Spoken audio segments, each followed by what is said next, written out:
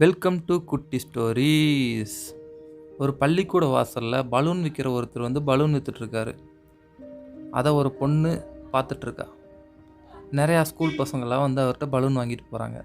அந்த பலூன் மேலே பறக்கிற மாதிரி பலூன். அதை அவர் காற்றடிச்சு விற்றுட்ருக்காரு. எல்லோரும் வாங்கிட்டு இருக்காங்க. அந்த பொண்ணு ரொம்ப நேரமாக பார்த்துக்கிட்டே இருக்கா. எல்லோரும் வாங்கிட்டு போனதுக்கப்புறமா அந்த பலூன்காரர்கிட்ட வர்றா. வந்துட்டு என்ன கேட்குறான்னா, இந்த எல்லா பலூனுமே மேலே பறக்குமா அப்படின்னு கேட்குறா. ஓ பறக்குமே, என்ன விஷயம் அப்படின்னு சொல்லி அந்த பலூன்காரர் கேட்குறாரு. பலூன் எந்த கலரில் இருந்தாலும் மேலே பறக்குமா அப்படின்னு சொல்லி அந்த பொண்ணு கேட்குறா. அந்த பலூன்காரருக்கு ஒன்றுமே புரியலை. ஏம்மா இப்படி கேட்குற அப்படின்னு சொல்லி கேட்குறாரு. அந்த பொண்ணு பலூன் கருப்பு கலரில் இருந்தாலும் பறக்குமா அப்படின்னு சொல்லி கேட்குறான். இப்போ தான் அந்த பலூன்காரருக்கு விஷயமே புரியுது. அந்த பொண்ணு கருப்பு கலரில் இருக்கா பார்க்குறக்கு. அதனால நிறையா பேர் அவளை புள்ளி பண்ணியிருப்பாங்க போல் ஸ்கூலில்.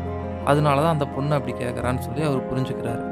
அதுக்கு அந்த பலூன்காரர் என்ன சொல்கிறாருன்னா, பலூன் மேலே போகிறதுக்கு அதோட கலர்லாம் முக்கியம் இல்லைம்மா, அதுக்குள்ளே இருக்கிற காற்று தான் முக்கியம். அது மாதிரி தான் நம்மளும் என்ன கலரில் இருக்குன்றதெல்லாம் முக்கியமே கிடையாது.